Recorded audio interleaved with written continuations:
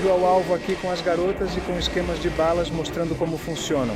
Este restaurante é muito bom. $50? Não. 50 mil wons, uns $5. Como se chama isso? Toc, toc. Vocês podem levar como lembrança. Bom dia de Pyongyang. Do 38 ao andar. Hoje teremos uma excursão histórica um pouco longa. Já tomamos café da manhã, tudo super organizado na mesinha. Uma salada russa, carne, ovo, pão, geleia, manteiga, bem completo. Um iogurte também. Eles buscam agradar o turista russo com bandeiras russas por todo lado e a salada russa como diferencial. Olhem que vista da janela do hotel de manhã. Agora mesmo são 8 horas da manhã, 8 para as 8. Já dá para ver que tem movimento, agitação nas ruas e muita neblina por ali, muita umidade. Então é isso, vamos lá. Antes do café da manhã, por volta das 7. Da janela do hotel, ouviu-se por um minuto um alarme parecido com um alarme antiaéreo, que soava assim.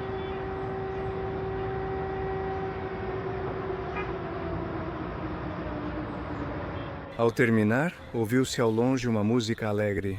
Depois o guia contou que os pyongianeses sempre começam o dia assim. O alarme inicia a jornada como despertador, enquanto a música toca por minutos para animar as pessoas. Começar a jornada de trabalho com ânimo. Esses alto-falantes com música e anúncios normalmente ficam em cima das vans que circulam pela cidade. Ao som da música, grupos de mulheres fazem coreografias com bandeirinhas em estações de metrô, avenidas e cruzamentos importantes. São discursos ou músicas patrióticas, alegres e até épicas, destinados a motivar a população ao trabalho.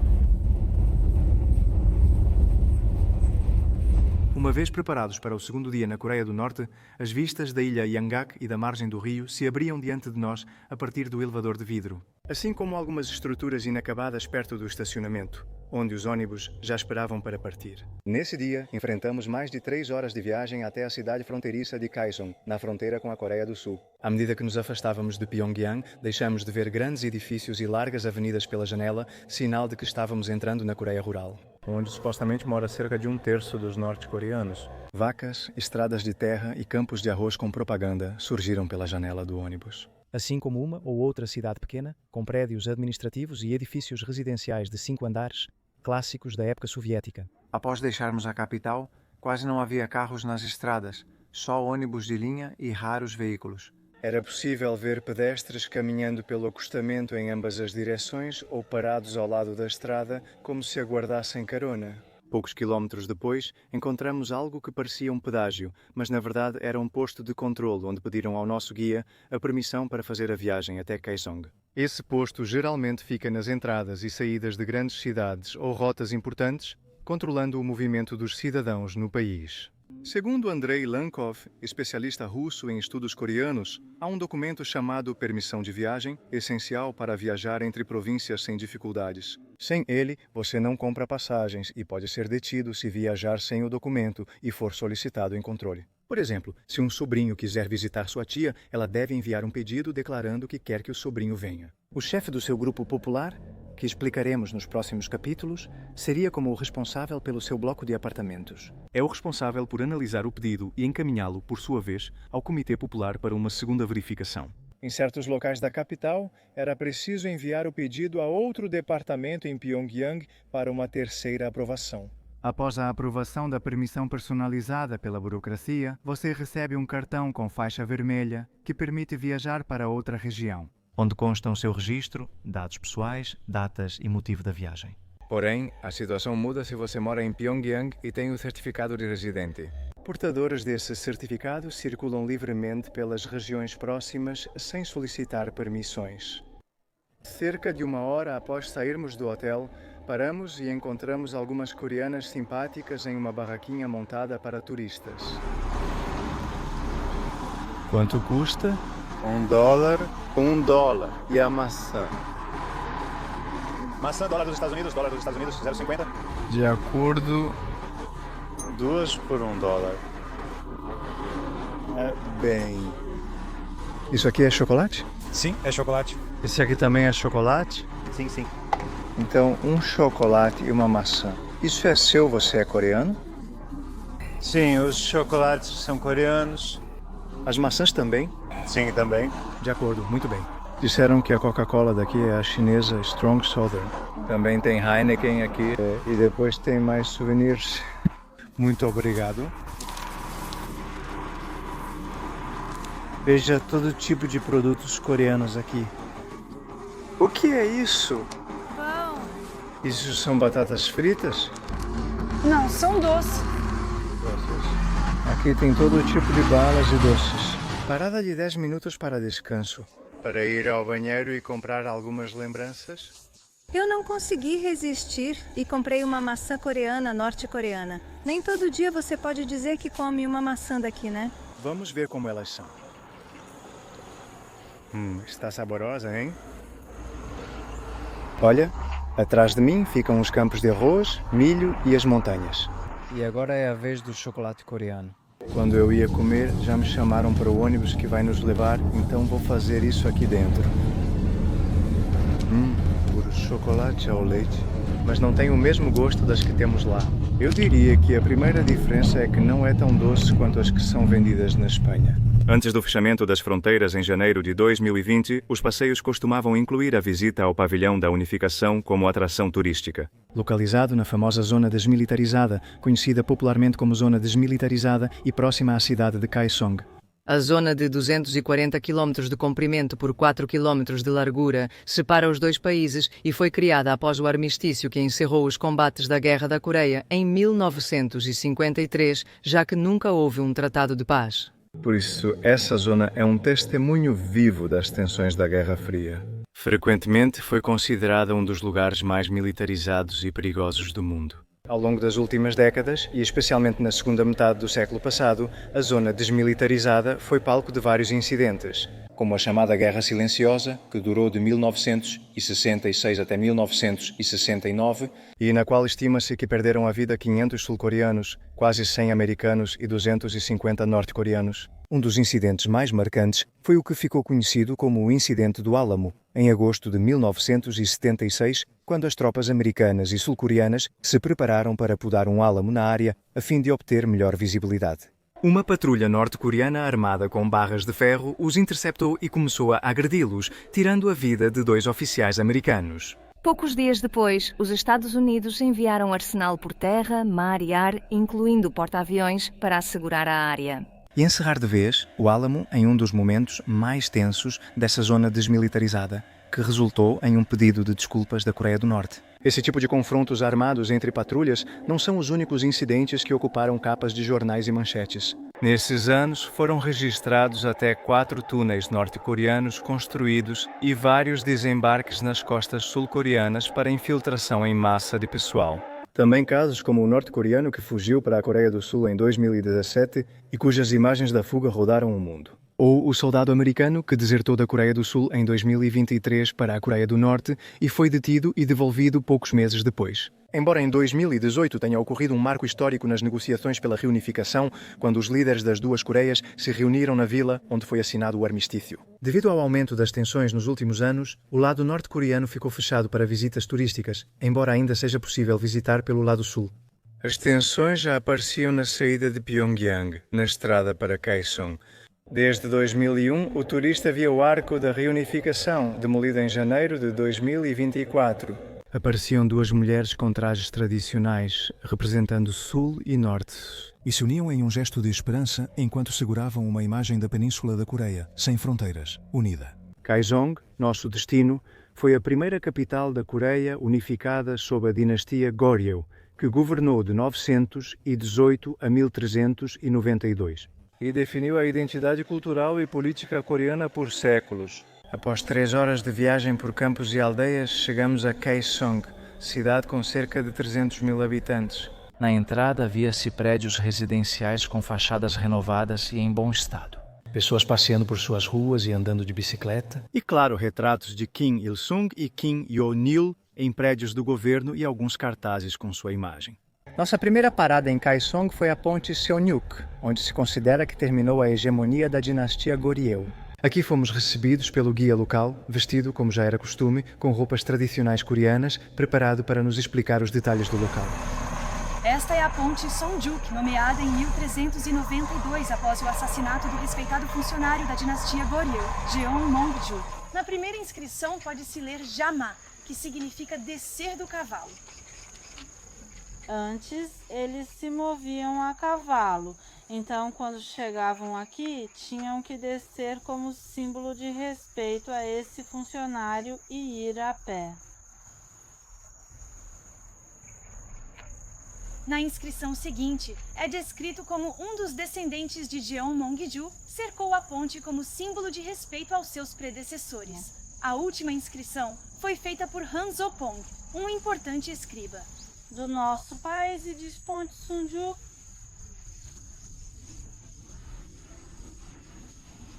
Após a emboscada, traição e assassinato do acadêmico e diplomata da dinastia Goryeo, Jeonmongju, por partidários da família Ji, a capital foi transferida para a atual Seul e começou o reinado da dinastia Joseon, que durou até 1897. Apesar do seu tamanho modesto, a ponte Seonjuk reflete a engenharia avançada da dinastia Goryeo. Na cultura coreana, simboliza princípios e resistência à traição. A lenda diz que até as manchas de sangue do assassinato ainda podem ser vistas, indeléveis na rocha. Ao seu lado está o monumento à tartaruga, que foi erguido para homenagear a dinastia Goryeo e o erudito Jangmongju. Estamos na que foi a capital da Coreia, que hoje tem 300 mil habitantes, mas estima-se que na época em que foi capital tinha até 1 milhão. Foi isso que o guia nos disse, e esta capital está cheia de história. Nossos ancestrais fizeram esses monumentos a partir de monólitos, que tiveram que polir muito bem. Essas tartarugas que estão aqui têm 150 e 300 anos. Um macho e uma fêmea. A fêmea tem 300 anos e o macho 150. Elas estão sustentando alguns pilares que as dinastias construíram sobre tartarugas para simbolizar a longa vida e a imortalidade dessas dinastias. E acima, se você olhar, há dragões. Eles se destacam porque na natureza a tartaruga macho é mais bonita e tem mais decoração que a fêmea.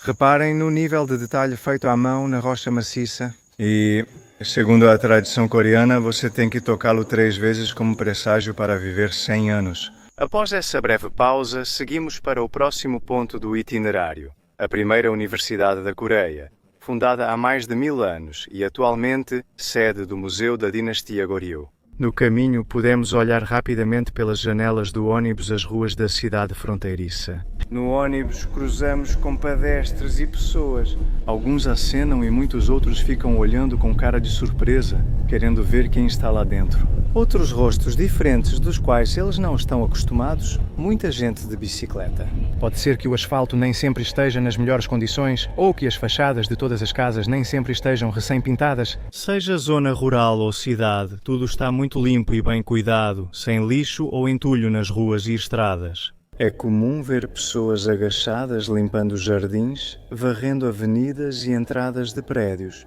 O grupo popular de cada distrito, que é formado pelos próprios moradores, é o responsável por organizar a limpeza da área, incluindo a coleta de lixo e fezes, que depois servirão como fertilizante. Todos esses trabalhos são realizados em turnos pelas famílias dos grupos populares. Na última década, com o aumento do poder aquisitivo, algumas famílias passaram a pagar os mais pobres para fazer essas tarefas por elas, em uma troca onde ambos ficam satisfeitos. Quando chegamos à antiga universidade, tivemos a oportunidade de ver vários moradores locais pela janela do ônibus, fazendo suas tarefas diárias. Segundo o guia, algo incomum nesses passeios era que eles iam a um cemitério próximo para uma celebração. Embora tenha durado apenas alguns instantes, o tempo que os guias levaram para chamar nossa atenção e nos levar para o recinto. Esses são os trajes tradicionais coreanos deles, não é? Sim, coreano tradicional chamado chukori. Chukori. Eles nos trouxeram para o que era a universidade há 1000 anos. Durante a guerra, ela foi queimada. Isso aqui é uma reconstrução. Embora as árvores da entrada tenham sido salvas, dizem que estão aqui desde o início e também têm 1000 anos. São árvores enormes. São necessárias 4 pessoas para abraçá-las. Vamos! Todos esses complexos que estamos mostrando foram declarados Patrimônio da Organização das Nações Unidas para a Educação, a Ciência e a Cultura. Organização das Nações Unidas para a Educação, a Ciência e a Cultura, em 2013. Olhem o museu em que nos colocaram, inaugurado em 1992. Aqui está a foto da apresentação com todas as altas autoridades. O presidente, claro, o líder, melhor dizendo. E um monte de artefatos históricos, espadas, tem tecidos, papéis da época, jarros, até mesmo uma espécie de bolinha ali, não sei o que seria. Moedas do século X da época, e olha, o que mais me chamou a atenção foi esse painel explicativo em que contam quanto custavam as pessoas. Bom, os escravos ou os servos e as vacas. As vacas eram as mais caras, os idosos e as crianças, os mais baratos. As mulheres, um pouco mais, tanto mulheres quanto homens, vinham logo depois das vacas. Também tem um mapa onde mostra como eles comerciavam com todo o Sudeste Asiático e a Índia com porcelanas, raízes, tecidos. Os coreanos eram ótimos marinheiros e mantinham uma rota comercial marítima. E olha só, que recriação eles têm aqui, típica de museu, mas bem selvagem, hein? O senhor implorando pela sua vida. Cavalos com flechas no pescoço, aquele homem que acabou de ter o pescoço atravessado por uma flecha, ali outro com a espada prestes a degolá-lo. Bastante explícito. Este gon é de bronze e também tem 1000 anos de antiguidade. Aqui está escrito ano 1101. Estes são espelhos de bronze.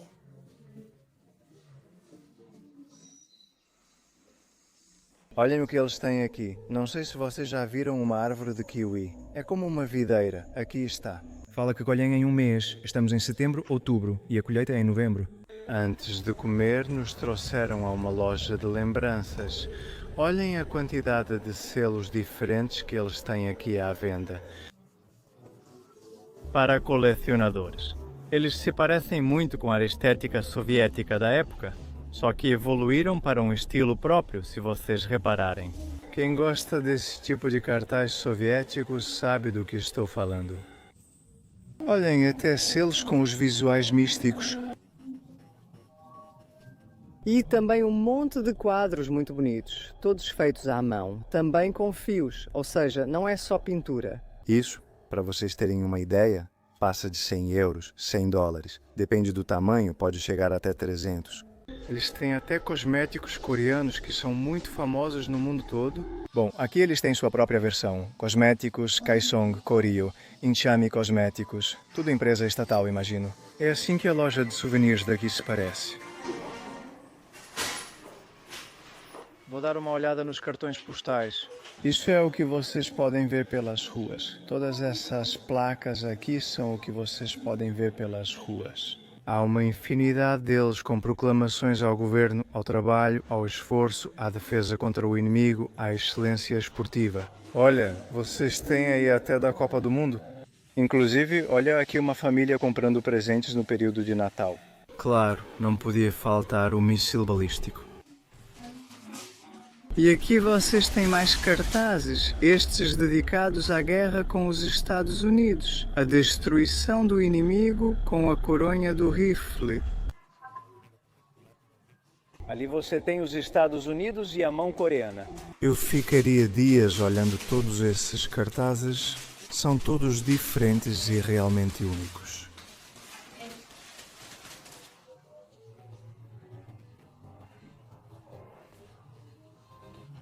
Não é tão fácil vê-los e, novamente, se alimentar. Olhem o restaurante, como sempre. A comida já está na mesa. Espero que isso tenha aberto o apetite de vocês.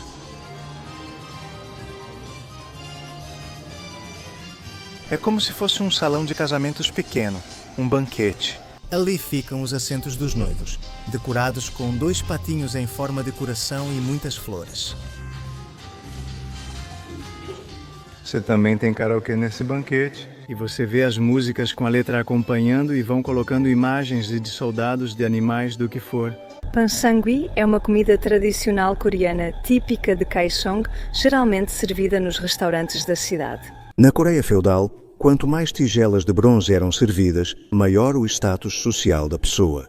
Costumam ter de 9 a 12 pratos com sabores variados. Alga marinha, ovos, carne de porco, gelatina de bolota, kimchi, doces de arroz e trigo, massa recheada e arroz. Isso o que é? Samambaia. E isso? Peixe, tiras de vagem. Obrigado. Eu nem sei o que estou comendo, mas está tudo muito gostoso. Com arroz e agora também me trouxeram frango recheado com arroz e com essa raiz. Algas? Isso aqui é tipo peixinho, tem gosto de anchova. E tortilha. Olhem o que acabaram de me trazer aqui. O frango tradicional. Esse é um prato que precisa ser pedido à parte do menu que nos serviram e custa $30 para dividir entre 4 pessoas. É como um preparo especial e essa é a raiz que eu vi em todos os lugares. É como um tubérculo, doce e amargo também. Isso, parece um tipo de chufa.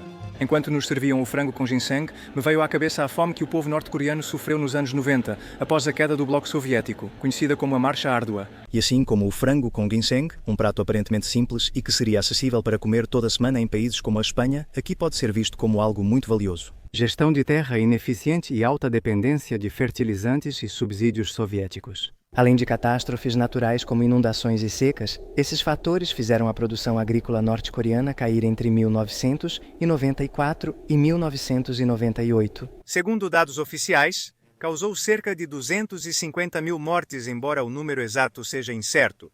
Com a militarização da agricultura e apoio internacional, especialmente da China, o povo norte-coreano superou a crise. Além disso, as pessoas começaram a buscar formas de sobrevivência e, em meados e no final dos anos 90, a economia de mercado ressurgiu como uma válvula de escape diante do rígido sistema estatal de distribuição de alimentos. O Estado, que domina a produção nacional, distribui uma cesta de alimentos aos cidadãos, fornecendo rações básicas semanais e mensais que podem variar conforme a região e o trabalho do cidadão.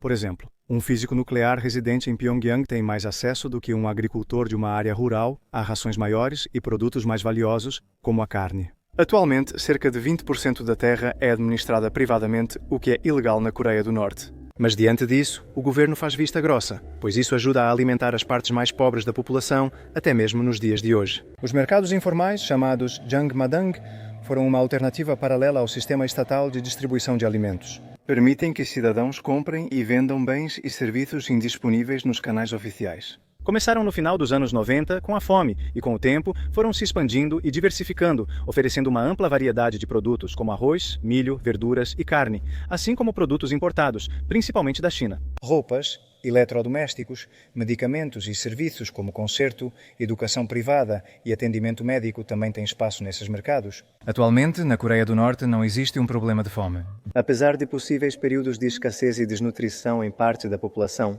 após comermos e tirarmos fotos com as garçonetes, os guias nos levaram a uma fazenda de ginseng ao lado do restaurante. Agora, nos trouxeram para uma plantação ao lado do restaurante de ginseng.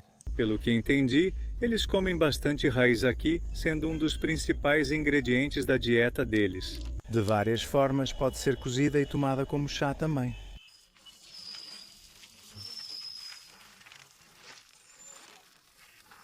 Esta é a raiz do ginseng. Quem quiser pode cavar, tirar a raiz e levá-la em troca de dinheiro. Quando costumam comer todos os dias? Pode-se comer todos os dias. É cozido e está pronto para comer, além de ser muito saudável. E como infusão? Sim, vocês podem levar como lembrança. Eles trazem turistas aqui e por 15 € você pode cavar, tirar sua raiz e levar para casa. Eles têm como pequenas barraquinhas, se vocês repararem, elevações. Não estão diretamente no chão, mas sim na lateral. Acho que é para canalizar a água e evitar sol ou chuva direta. Imagino que também aproveitam a água da chuva para regar depois. Por isso essa inclinação nesse telhadinho aí, nesse teto. O ginseng coreano é uma planta muito valorizada na Coreia do Norte por suas propriedades medicinais. Tradicionalmente usado na Coreia para aumentar energia, estimular a imunidade e promover longevidade. Apesar de cultivado em muitos lugares, a Península Coreana é especialmente adequada para isso. Especialmente em Kaesong, cultiva-se ginseng de alta qualidade com métodos tradicionais. O cultivo é um processo trabalhoso, pois requer entre 5 e 6 anos desde o plantio até a colheita. Como eu dizia, aqui eles têm o ginseng fervido como chá, é uma das suas variações para beber. Ali está preparando uma comida que eu não sei o que é, com tomate, com molho. Olha a quantidade de produtos e bebidas alcoólicas que vendem aqui. Em um momento do tour, o guia atendeu aos nossos pedidos e nos mostrou uma nota da moeda nacional, o won norte-coreano. Notas costumam trazer imagens históricas, paisagens icônicas e proclamações socialistas. É proibido estrangeiros levarem moeda norte-coreana em circulação como lembrança para fora do país. É o Monte Pactu. São $5? 50. 50. $50? Não, 50 mil won, cerca de $5. Emitido pelo Banco Central da Coreia do Norte, é usado principalmente em transações domésticas. Turistas só podem usar moedas como euro, dólar, yuan chinês ou rublos russos. Em uma espécie de sistema econômico paralelo, diferente do dos norte-coreanos comuns. As sanções e o fato de a Coreia do Norte não fazer parte do sistema monetário internacional, nem do Banco Mundial ou Fundo Monetário Internacional, dificultam seu acesso a moedas estrangeiras, especialmente ao dólar. A moeda dominante no mercado internacional de câmbio? É por isso que, apesar do seu isolamento, a Coreia do Norte utiliza o turismo como uma fonte de entrada dessas moedas estrangeiras, que depois são usadas de forma estratégica para sustentar sua economia e financiar projetos estatais que exigem moeda estrangeira para serem realizados. Outra maneira de conseguir essas moedas é por meio do comércio com países amigos, como Rússia e China. Exportação de minerais, têxteis e agrícolas ocorre em yuans ou rublos. Ou também enviar remessas de trabalhadores para o exterior. Existem também zonas econômicas especiais, áreas criadas para atrair investimentos estrangeiros com incentivos fiscais, regras mais flexíveis e maior abertura ao comércio internacional. Entre elas se destacam a Zona Econômica de Rajon, focada em comércio e transporte marítimo, e a Zona Industrial de Kaesong. De 2002 até 2016 foi um projeto econômico com a Coreia do Sul, unindo terra e mão de obra barata norte-coreana ao capital e tecnologia sul-coreana. Mais de 120 empresas sul-coreanas empregaram cerca de 50 mil norte-coreanos em montagem, têxteis e eletrônica, pagando em dólares. Os salários eram repassados pelo governo norte-coreano e teriam financiado o programa nuclear, o que levou o Sul a interromper o projeto. Depois de termos comido e visitado a fazenda de ginseng, voltamos para o ônibus de onde eu quis gravar a fachada do restaurante com a bandeira tremulando. O guia do lado de fora pediu que eu não gravasse, pois pensou que eu filmava as pessoas. Depois soube que, instantes antes, ele pediu para um casal apagar uma foto. Por fazerem o gesto de vitória com os dedos perto do rosto, algo visto na Coreia do Norte como desrespeito e propaganda sul-coreana. Seguimos pelas ruas até a colina Hanam, onde estão as duas estátuas de bronze de Kim Il-sung e Kim Jong-il. Norte-coreanos vão até elas para prestar respeito, e essas estátuas existem em todo o país. Desta vez, não deixamos flores para eles, já que nosso destino eram as vistas do centro histórico de Kaesong. Não filme as senhoras idosas, às vezes as pessoas não gostam de ser filmadas. O guia nos disse que era daqui que eles praticavam tiro com arco. É uma construção do século XVIII, início do século XVIII, e dessa estrutura eles atiravam com arco lá para baixo, para o pé da colina. E se vocês repararem, daqui dá para ver casas bem antigas em comparação com as atuais. Ele disse que aqui era uma zona neutra na guerra. Por isso quase nada foi construído e as casas aqui, dos séculos XVIII e XIX, sofreram poucos danos. As vovozinhas tomam chá aqui, não sei se a câmera captou. Cumprimentando a gente, descansando tranquilamente com essa vista espetacular da cidade. Se vocês notarem, lá no morro, de novo, proclamações. E essas casinhas, o guia me disse que se diferenciam das chinesas porque o telhado termina em forma de curva, enquanto as chinesas terminam reto. Até hoje, vocês veem pessoas passeando nas ruas e morando nessas casas. Com algum painel solar aqui e ali? Claro, mais modernizado, mas deem uma olhada como é verde, quase não há fábricas, quase não há carros, aqui se respira um ar puro.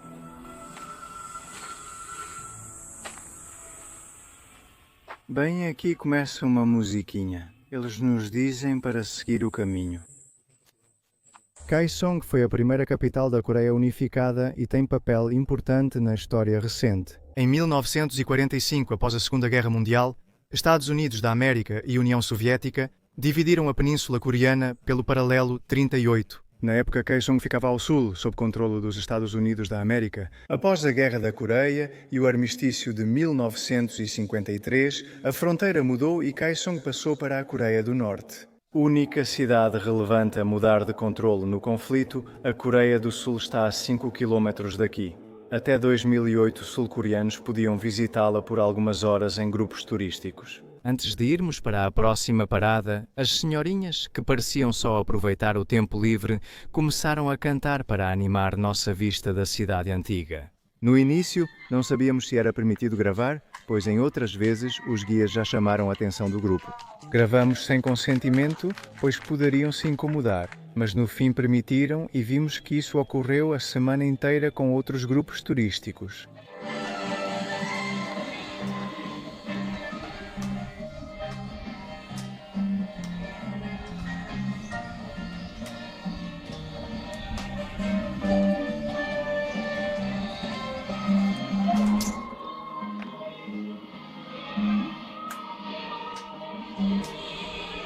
Após visitar a colina, seguimos para os arredores de Kaesong e no trajeto vimos pessoas de bicicleta, plantações, casas e algumas vacas. Visitamos o túmulo do rei Hwangjeong, fundador da dinastia Koryu e responsável pela primeira unificação mencionada. O guia disse que o túmulo foi destruído e saqueado pelos japoneses no início do século XX, sendo reconstruído recentemente. Como em todos os monumentos visitados, a guia local nos aguardava com o traje tradicional coreano.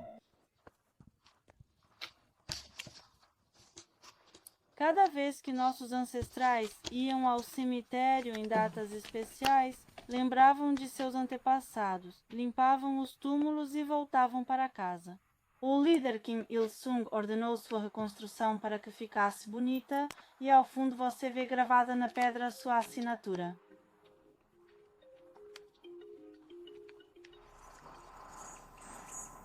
Nossa, que canto de pássaro mais exótico! Em seguida, fomos visitar o túmulo dos reis Gyeonghyo, situado em um lugar de sonho. No meio da floresta, no alto de uma colina, no final de uma longa escadaria de pedra. Estas aqui, essas são tumbas reais. Estão o rei e a rainha, têm 700 anos. Foi um casal que se amava muito, se gostava muito, mas não podia ter filhos. Quando a mulher finalmente engravidou, faleceu ao dar à luz. O rei mandou construir o túmulo de sua esposa e o seu ao lado para descansarem juntos para sempre. No início do século XX, os japoneses, com a ocupação japonesa, saquearam tudo isso, todos os tesouros que havia. Nas décadas de 50 e 60, ordenaram a reconstrução.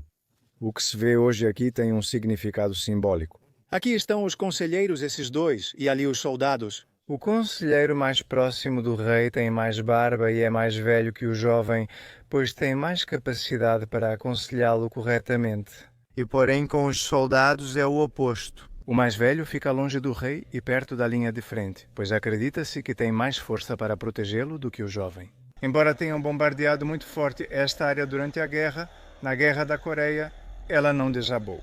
Algumas peças que vemos, especialmente as mais antigas, são originais. Todo este espaço aqui tem mais de 700 anos. Dei uma olhada no local onde está este túmulo. Olha, cercado por floresta e montanhas, pura selva, o ar aqui é realmente limpo.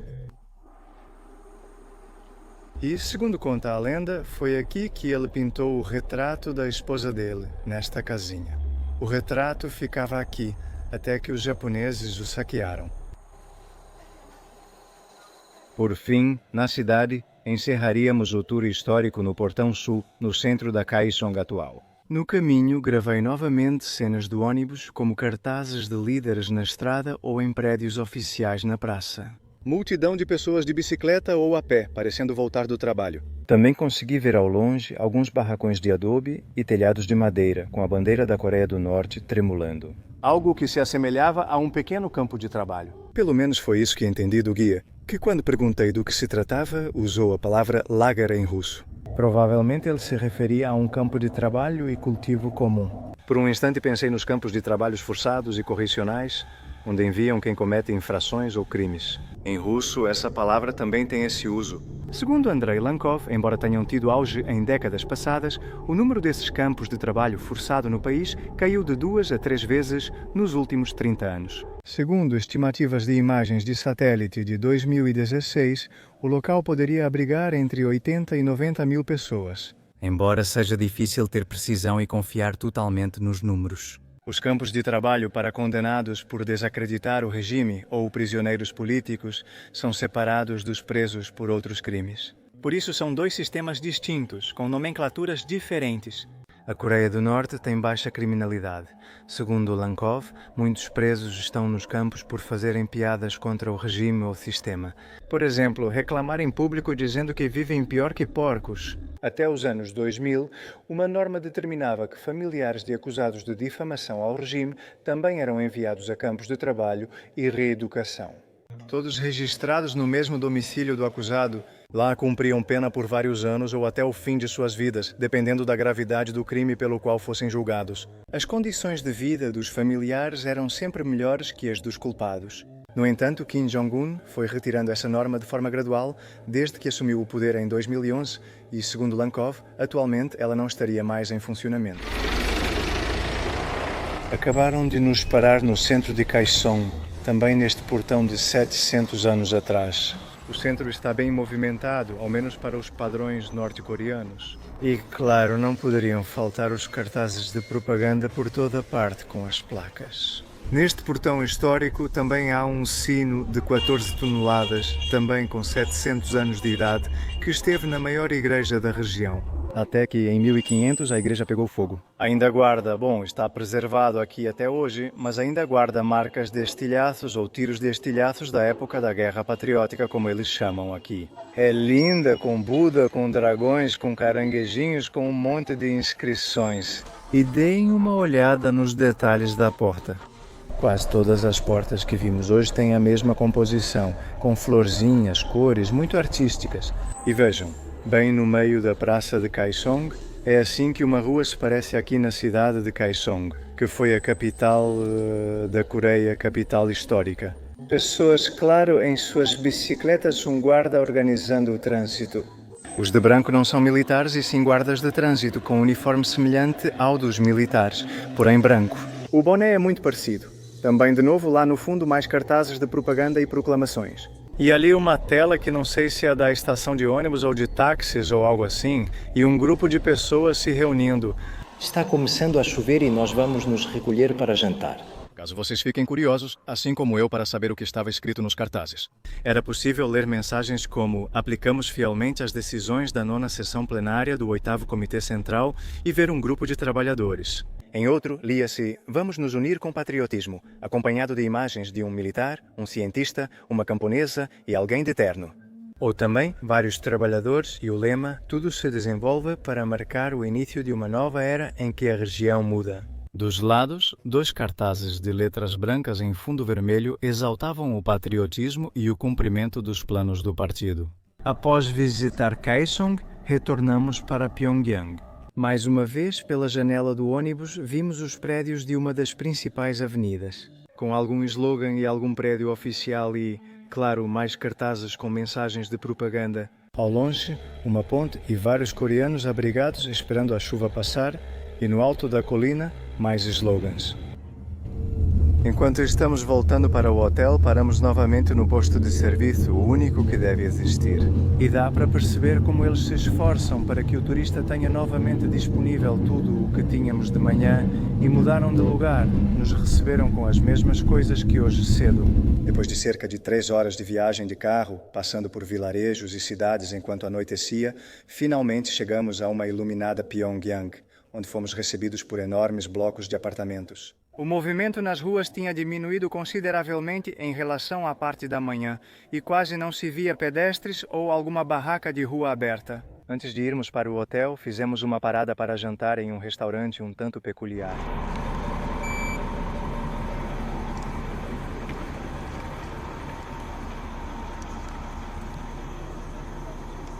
Já chegamos a Pyongyang novamente, depois de 2 horas e meia, quase 3, sacolejando no ônibus. Mãe, poxa, tentei dormir algumas vezes e acabei com uma dor no pescoço espetacular. Como balança o ônibus entre o fato de o ônibus ser velho e a estrada estar daquele jeito. Este é o restaurante onde vamos jantar agora? Com certeza já deve estar esperando por nós a cerveja de arroz, como sempre, o copo regulamentar. E vamos ver com o que vão nos surpreender esta noite. Mediram nossa temperatura ao descer. Se estiver com 37 graus, não entra. Novo restaurante. Isso está muito bom. Sinceramente, eu esperava que a gente fosse comer todos os dias no hotel, mas não, cada dia é um restaurante novo. Olha os peixinhos aqui. Caramba, tiro ao alvo aqui para as meninas e com esquemas de balas mostrando como funciona. Bom restaurante esse. Isso é um lugar de tiro ao alvo? Não. E por que tudo isso? Até às 7, entendi. Por isso todos esses quadros. Aí está. Aula de tiro?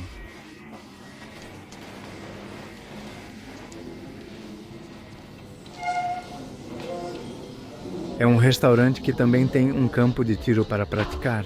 Uma escola de tiro?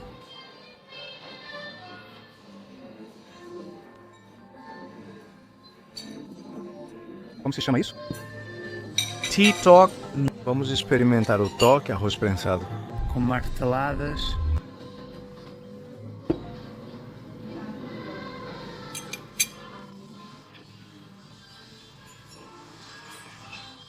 Toque é um prato tradicional na Coreia, feito com farinha de arroz glutinoso, e pode ser preparado e servido de várias maneiras, com sementes, doces e frutas secas. Também serviram saladas de legumes, salada russa, embutidos e salsichas. Batatas fritas, bolinhas de batata empanadas, kimchi fermentado, massa recheada com carne e frango, entre outros. No início, a televisão tocava músicas gravadas da televisão russa. Mas em um momento mudaram para karaokê coreano, com uma música dedicada ao líder Kim Jong-un. Ela se chama Pai Amigável. Ela foi apresentada em abril de 2024 e nela participam um elenco de cantores, trabalhadores, militares, até mesmo os apresentadores da televisão nacional. Imagens mostram o líder cercado e abraçado por cidadãos felizes por estarem com ele. As letras exaltam seu trabalho como líder e como o povo se esforça em conjunto e deposita sua confiança na figura de pai que cuida de sua nação e busca o melhor para eles.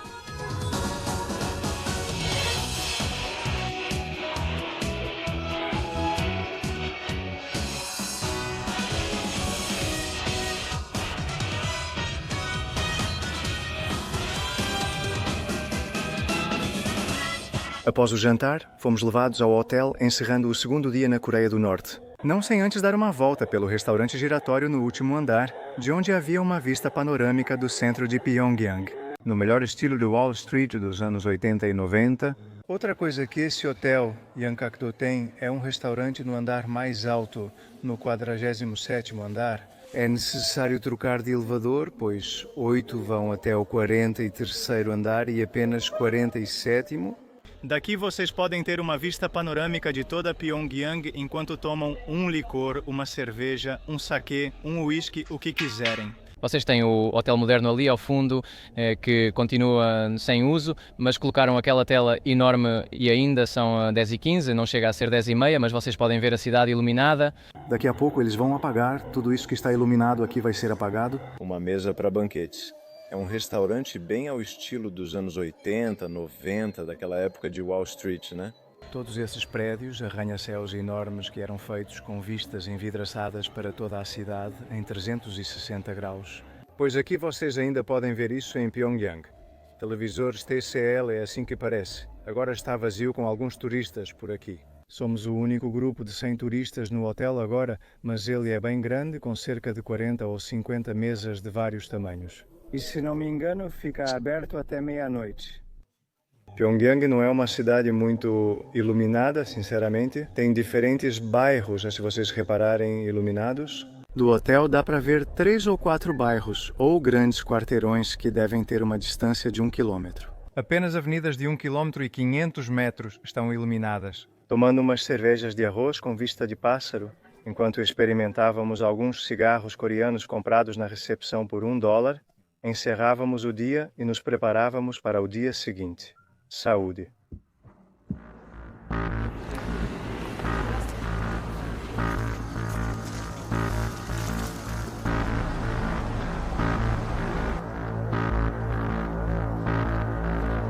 Eles têm aqui até um navio espião daqueles americanos que entrou em águas norte-coreanas.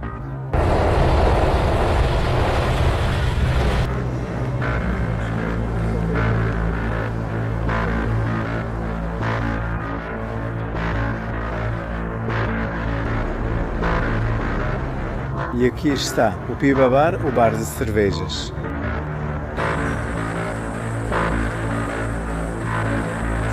Finalmente, um pouco de liberdade a sós.